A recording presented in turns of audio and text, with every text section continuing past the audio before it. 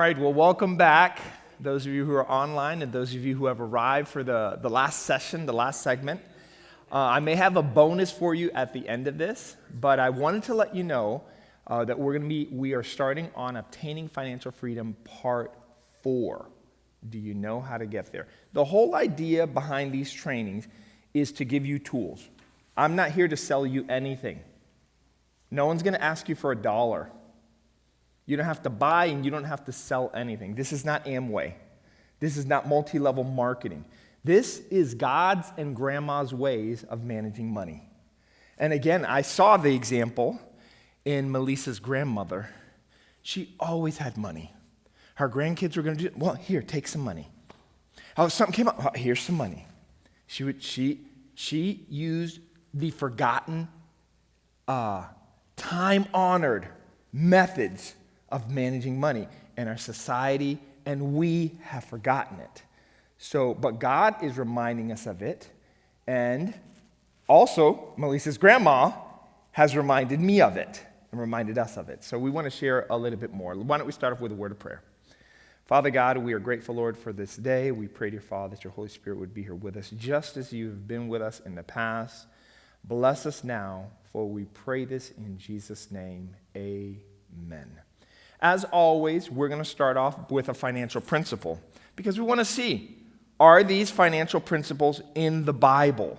Does God have something to say about this? And the answer is yes, right? It says the plans of the diligent lead to profit as surely as haste leads to poverty. Oh, God is telling us about work here, right? He's saying, hey, guess what? You want to do well, be diligent. Let's see. Is there any more? Look at this.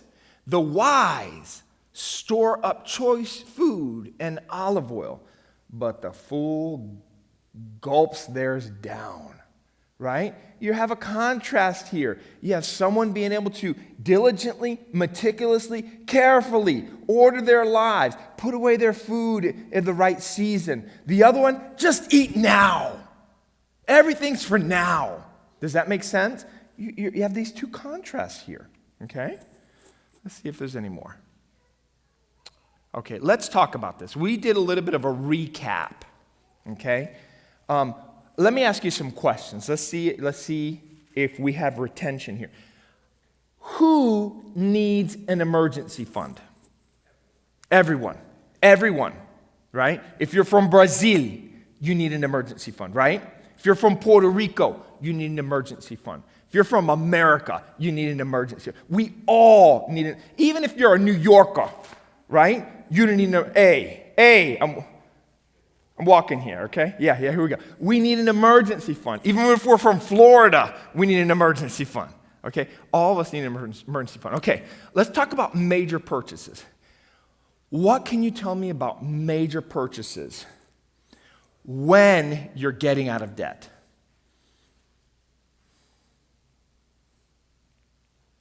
What about major purchases? When you're getting out of debt, talk to me about major purchases. Well, if the major purchase is necessary, then, There's nothing you can do, however... But if you're trying to get out of debt, that's your prime. Yeah. So If you can do without the major, you can do it. yeah, try to do without the major purchases, but if you can't, save up for it. Yeah, save up for it, right? And what is the one word that helps us? The one word. No. It's okay to say no. Oh, do you want to go out to eat? No, thank you. I have some food at home. Hey, yeah.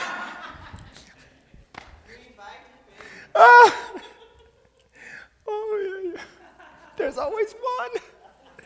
always one. Vaughn Marie, you're lucky you're my favorite. You know that, right? You're lucky. If that would have been Jessica, I would have had to show her the door. But because it's you, okay? So major purchases should be considered very, very carefully, okay? Because if you're wanting to get out of debt, then focus on that. right? Laser focus. You with me? Focus on it, all right? But if something comes up, save up for it in cash. And if you can't buy it in cash, you can't afford it. You can't afford it. Your refrigerator breaks down. You're right. Do you go and get a cheap refrigerator from Maybe. a store? Maybe. Because you know, a refrigerator costs today $2,300. Yeah. I may look for a secondhand refrigerator. Okay? We're talking about being smart with our money, right? I already know which refrigerator I want.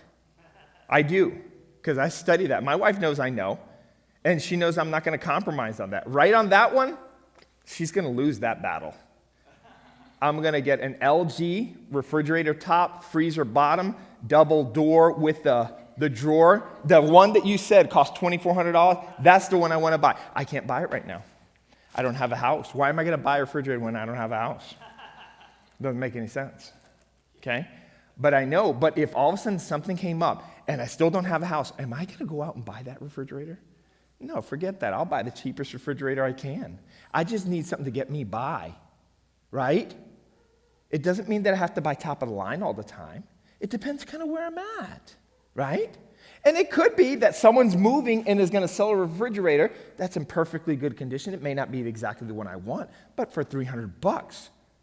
Am I going to lift up my nose at that deal? Oh, no. Not at all. Not at all. I love a deal.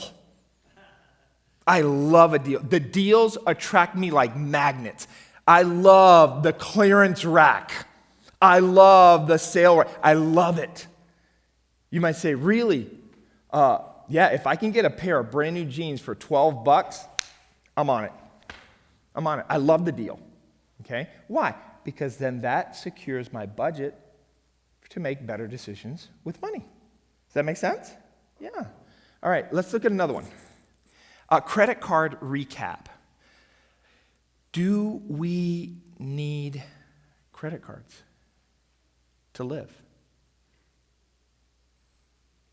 Jessica is the only one who said, no. No, we don't. Do we need them to live? The answer is no. No, you don't. You know why the no did not come out more prominently? It's because we have drank the Kool-Aid a little bit. We are into believing, we can't do without a credit card. Yes, you can. People lived without credit cards for years. And they lived fine. Melissa's grandmother did not ever own a credit card. She bought airplane tickets. She did everything. Oh, yeah. Oh, yeah. We don't need credit cards. Everything you want to do with a credit card, you can do it with an ATM card as long as you have money in the bank. What's in your wallet? Cash. You follow what I'm saying? Cash is in my wallet. Or if not, I've got it on an ATM card and I can do it that way. Okay? All right. Let's talk about this. And this is a very important topic. Invest for tomorrow, be financially healthy for life.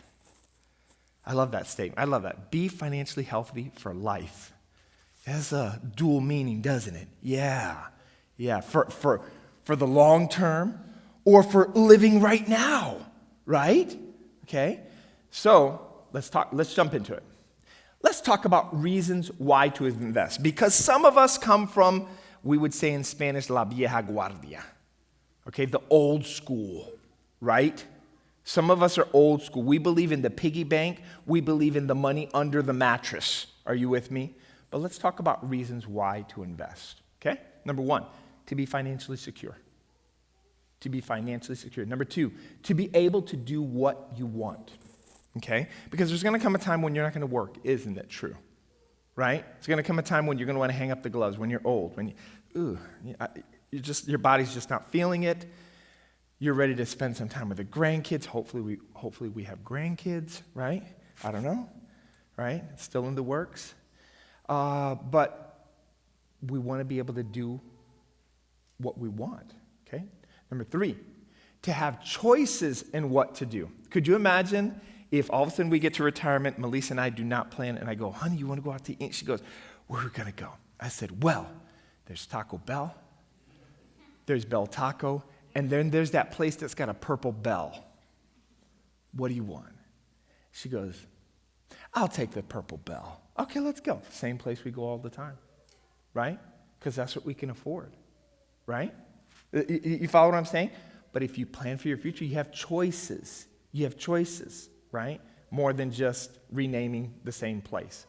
All right, let's talk about this. Did you actually know that 56%, listen to USA Today, 56% of Americans do not systematically prepare for retirement by investing? 56%. That's incredible. That's like, I don't know, that's over half. That's the majority.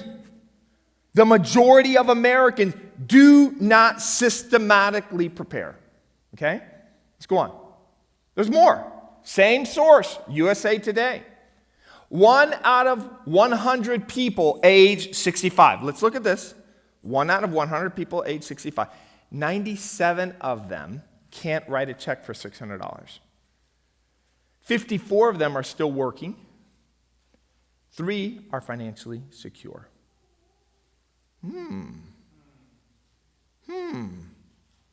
Are those numbers true of Brazil? I don't know. Are they true of other Spanish countries? I don't know. Maybe. Maybe more. Maybe in those Spanish countries, they just work all the way to the end. Right? What are we planning on doing? Are we planning on being better off when we retire? Financially secure? These are just some facts. Okay? All right, step 4. This is the step 4 of the baby steps. Okay? Step 4 is a good idea to invest 15% for later. Okay?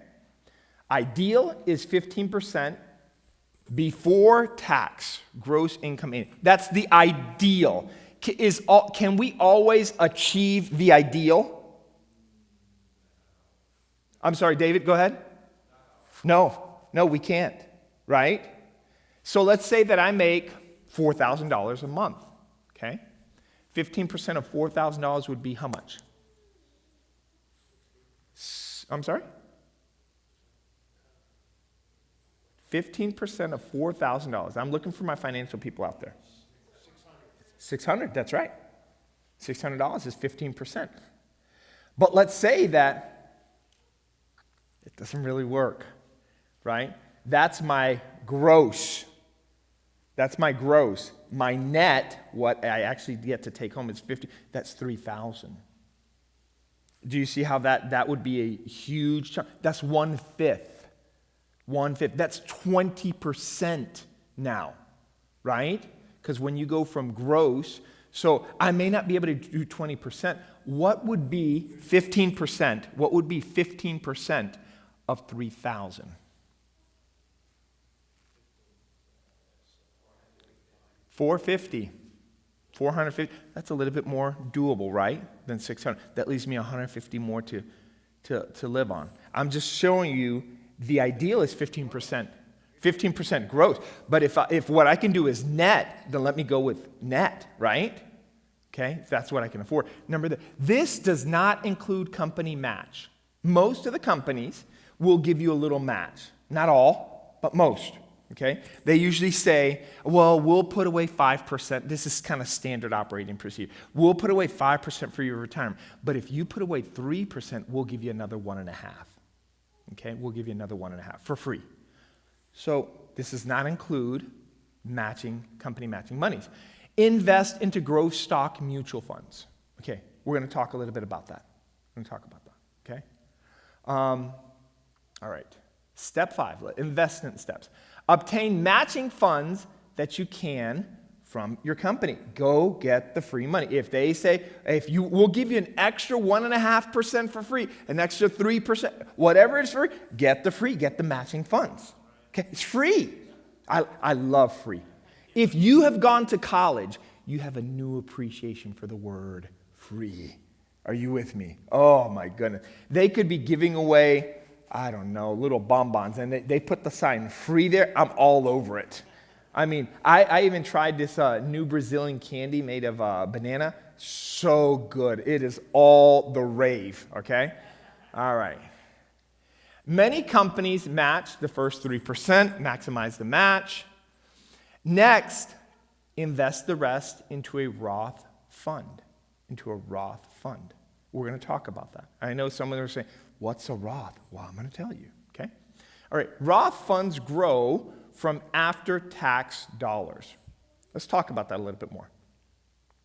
What is the difference between a 401k and a Roth? Okay, what is the difference? Here are the differences. A 401k uses pre-tax dollars, okay? A 401k must pay taxes on each withdrawal. So let's do this, okay? I make $4,000 a month, gross. That's before they've taken anything out, okay? At that time, before they take taxes out, they take the money out for my 401k for my retirement. And that's good because that means that money is not taxed on. It's easier. Does that make sense? Right? However, it comes over here. This represents the money that I've invested throughout my lifetime of the pre-tax dollars. This represents the growth, the interest. Which is more, the principal or the interest? This is pretty easy. Which is more? The interest. Thank you, Mitch. Thank you in the front row. Thank you. All right, so the interest is more. So now if I say, I'm telling the retirement company, I want you to send me $1,000 each month. Well, out of that 1,000, Uncle Sam goes, you haven't paid your taxes on that money. And I go, oh. So if I really want to receive 1,000 to my hand, then I need to overcalculate. Does that make sense? I need to figure out what interest rate am I in. I'm in a 25% interest bracket, right? So I would say if I'm in 25% and I say $1,000, I would divide $1,000 by 0.75, and it would give me my real number, what I need to take out, right? Because 1,000 represents the 75% that I'm supposed to receive. Got it? It's a reverse math problem. It's a simple algebra problem. 1,000 divided by 0.75 will give me what? What is that number? 1,000 divided by 0.75.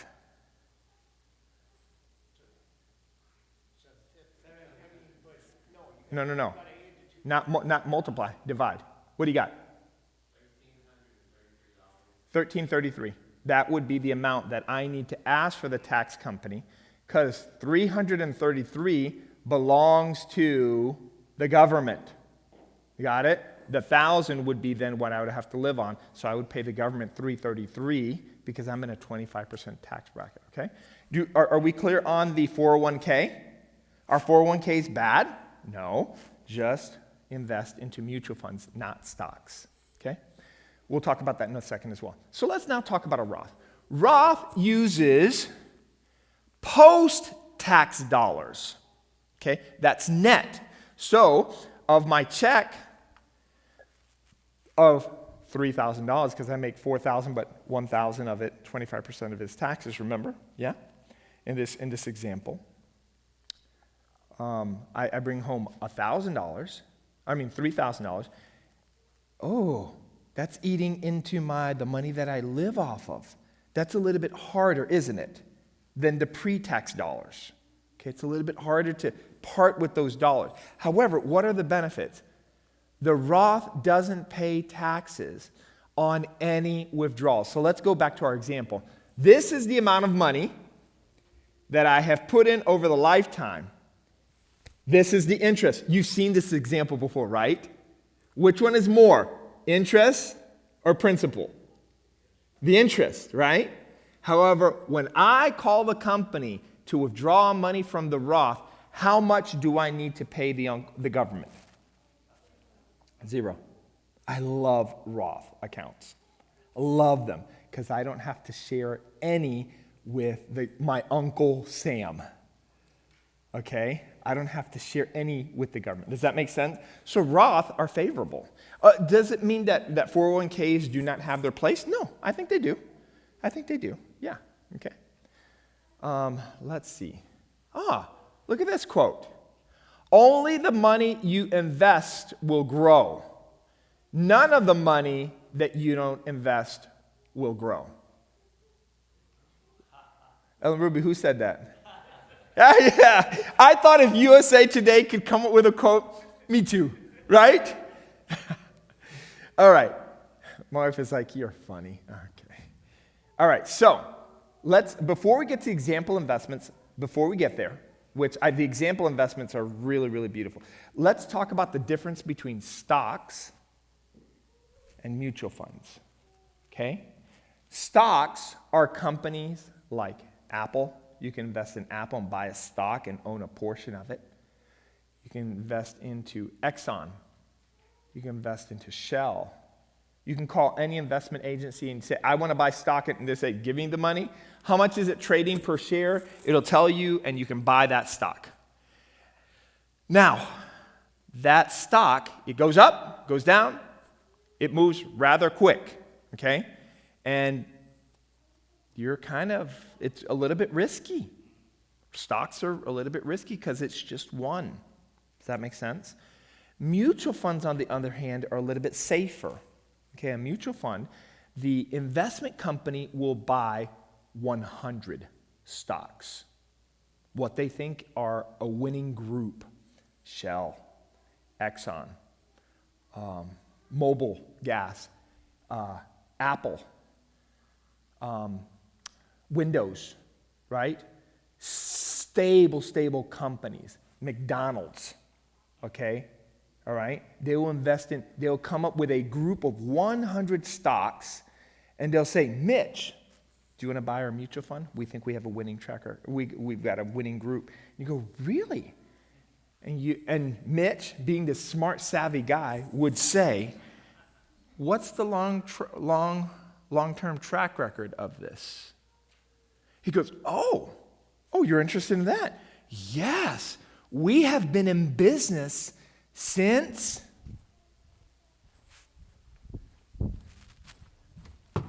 1905.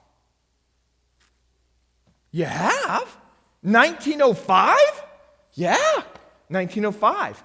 What has been your return since 1905? I love that 1905. Why? Because the dirty 30s are in there, right? You remember the dirty 30s? Come on. Ellen Ruby, come on, say it out loud. The Depression. Oh, I love that. Tell me your return since 1905 to current. 12%. Taking into account the Depression? Yes. I do know of a mutual fund. I'm investing in that mutual fund. That since about 1905 to current, that has returned 12%. Considering the Great Depression, considering the 2008, considering 9/11, are you with me? I'm talking about catastrophes that have hit this nation. Does that make sense? Okay, so during those times, there were negative returns. So in order for it to have an average of 12% return, that means there had to have been years that it was way over 12%. Does that make sense? There were some years where there was 23, 25%, sometimes even higher, that the economy has done. Okay? So the reality is you and I cannot time the market. That is even riskier. That's like playing ching, Russian roulette. That's dangerous. Don't do that. Okay? Do not sit here and plan to time the market. Be an investor all the time. And when people say, yeah, but what about when all of a sudden the economy's doing bad? What do you think? I think, great. I have a positive attitude. My wife will tell you, I am the eternal optimist. We will win.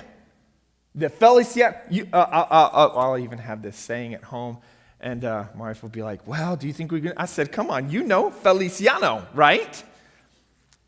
This is the first time I actually share that publicly, but that's a chant at my house, okay?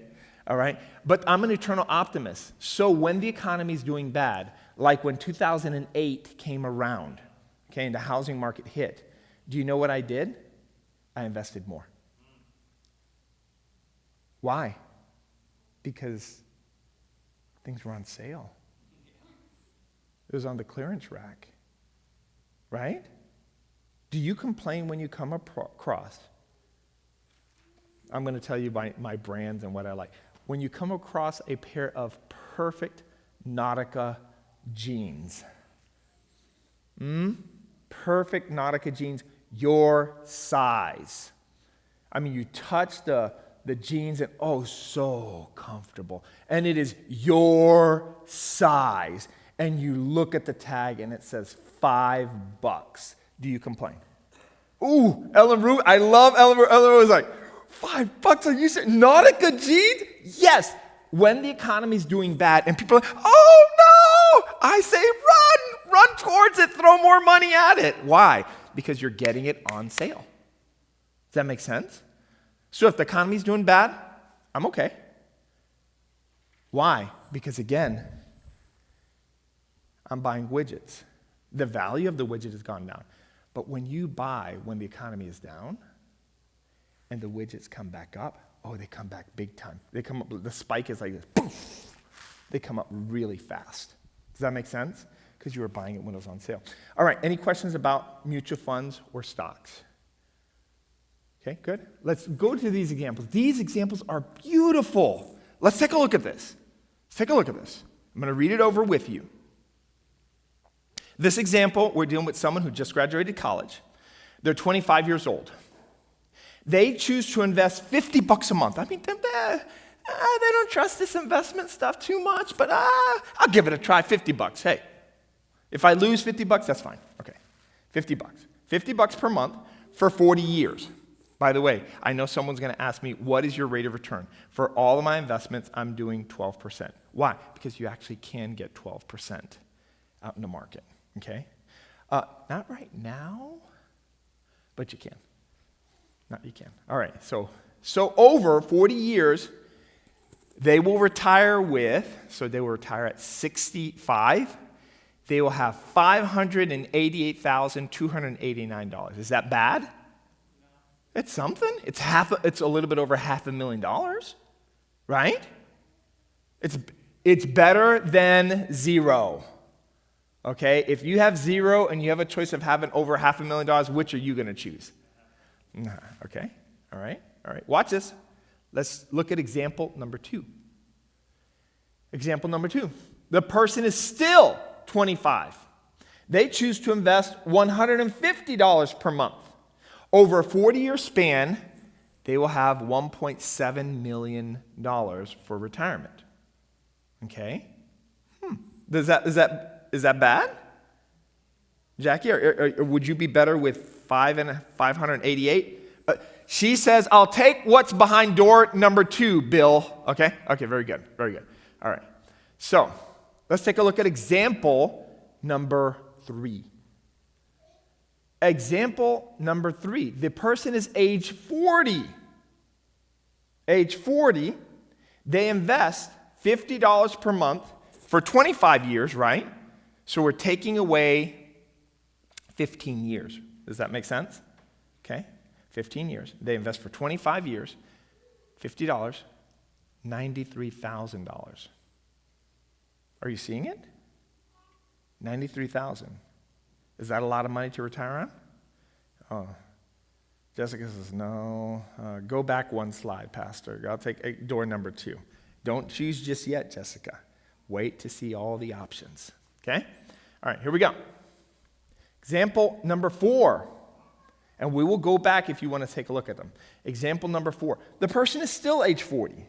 They invest $150,000 for 25 years. They have $281,000. $150. Sorry, $150. I apologize. $150 for 25 years. They have $281,827. Is that good?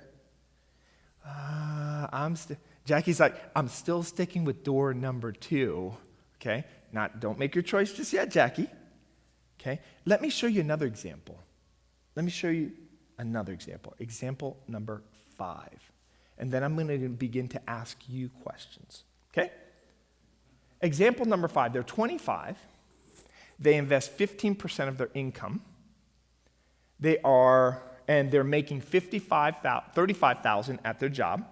Okay? I went with gross before taxes, just to make it simple. And they increasing $10,000 every 10 years. Is that possible for you to get a $10,000 increase every 10 years? That's cost of living right there. Okay? You could do it with cost of living and maybe a raise here and there. You can make $10,000 more. Okay? So in this sample, 15%, 40 years. What did they retire on? Could someone read that for me? $5.7 million. Okay, now, Jessica, which door do you want? I'll take door number 5, Bill. Are you with her? Door number 5. Anybody else for door number 5? Raise your hand for door number 5. Are you seeing? Now, I got a question. What made the difference? What age? Age was a factor. So which means age equals time. When you're dealing with investment, time matters. Does that make sense? Interest rate didn't matter because I gave you the same return on interest rate. So a factor was age and time. What was another factor? The amount that you're willing to invest.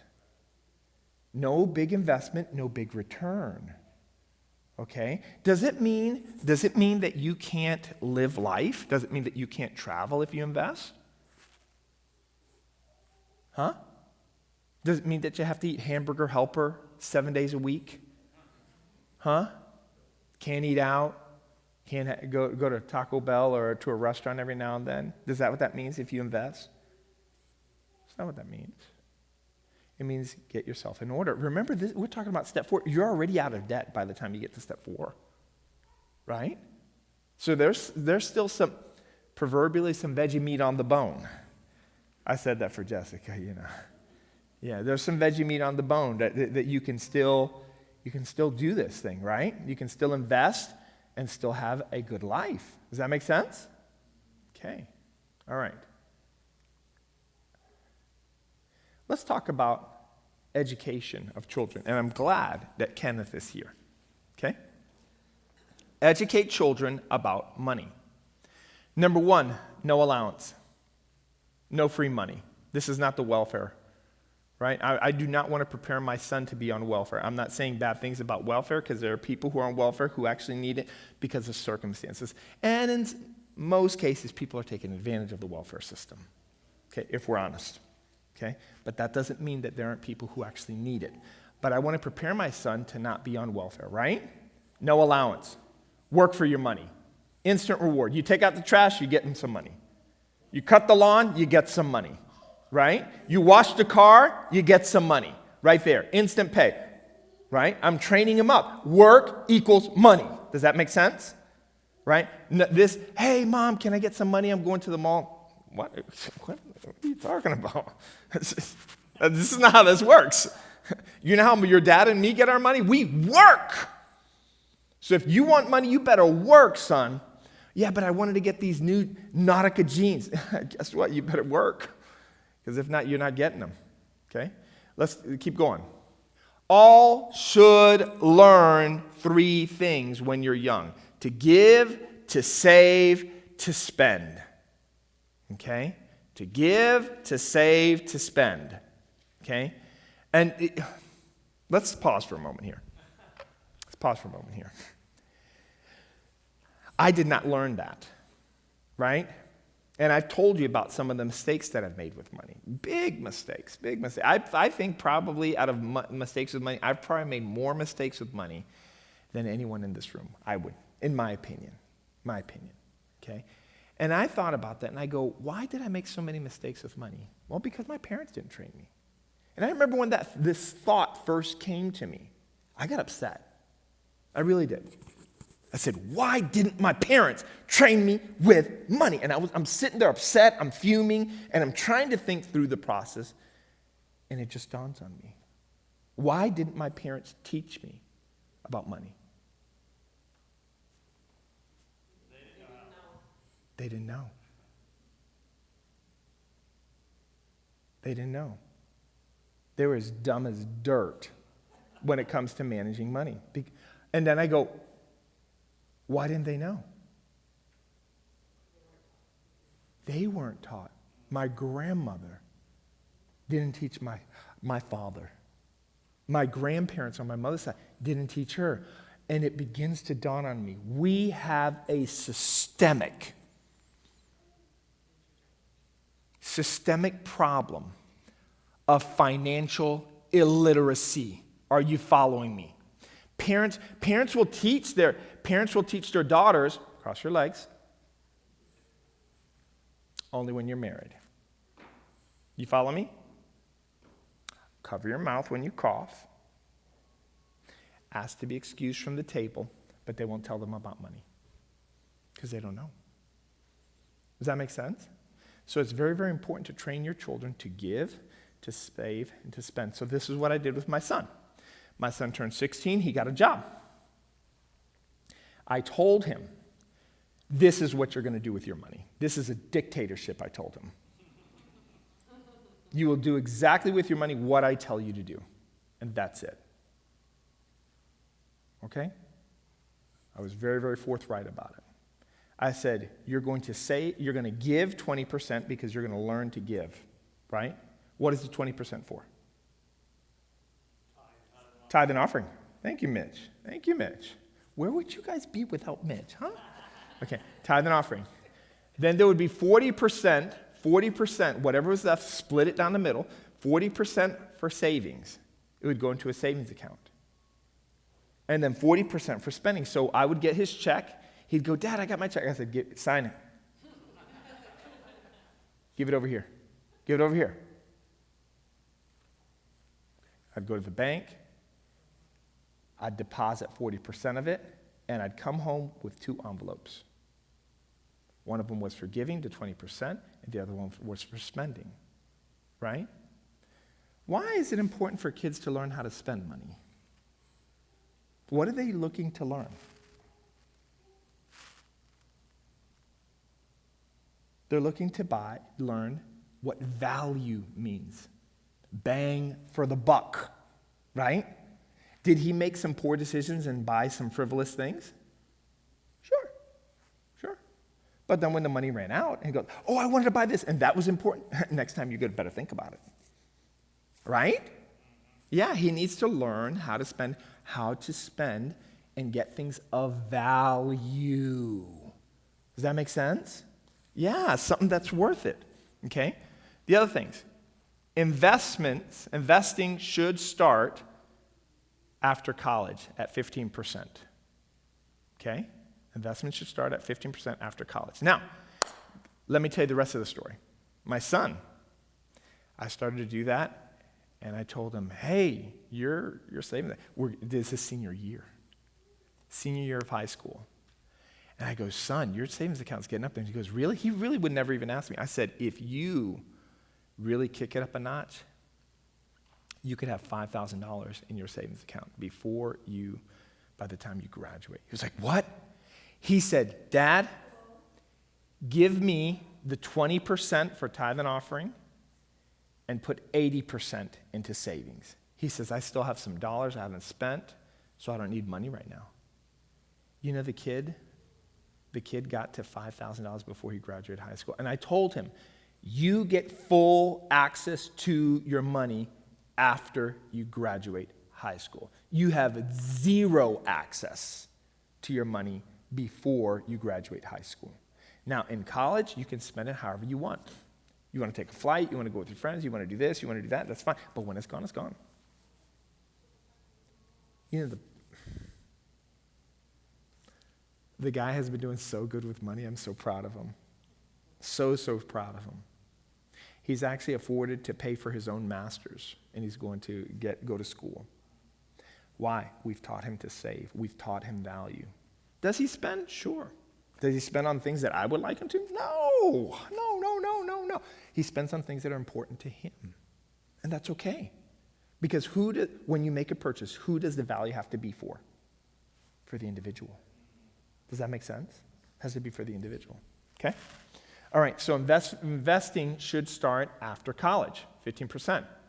All right, share what you're doing with money goals and being attained. Mentor your kids. Talk to them, right? Pay your bills. Talk about the goals that you're achieving in front of your kids. might say, well, what? That's not their business. Well, of course it isn't. But what a better way for them to learn than through watching their parents, someone that they love and trust, right? Live out loud intentionally in front of them so that way they can learn from what you're doing. I want my son to do way better than me, right? A good parent wants their child to exceed them. If I achieve 10, I want my son to achieve 100. I want for him to be better. That's what good parents do. So let's be intentional about educating our children about money. Does that make sense? Okay? All right. Money for children's college. I've heard about this. It's not something that my wife and I were able to take advantage of because our parents really did not have money. Remember that they were ignorant when it came to money, right? And all of us are ignorant about something, right? So ignorant isn't a bad word. It just means that you don't know. Okay? All right. To stop the generational debt, and that's what we wanted to do, I went into debt going into college. My wife went into debt going to college. Do we want our son to go into debt? No, we want him free from financial slavery. Okay? So we want him to have the opportunity. So, to stop the generational debt, help with college. If you can, right? Help your kids achieve. An educational 529 plan is an excellent investment account. And it is an investment account like a retirement account, but for college. Here's the clue with the educational 529 plan. You do not want to over-invest in it. Does that make sense? It's very, very easy to kind of calculate what's college going to be, all right?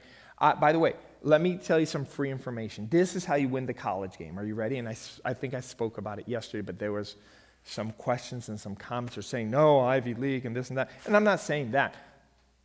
But it really doesn't guarantee. There are no guarantees with anything. Are there? No, there isn't.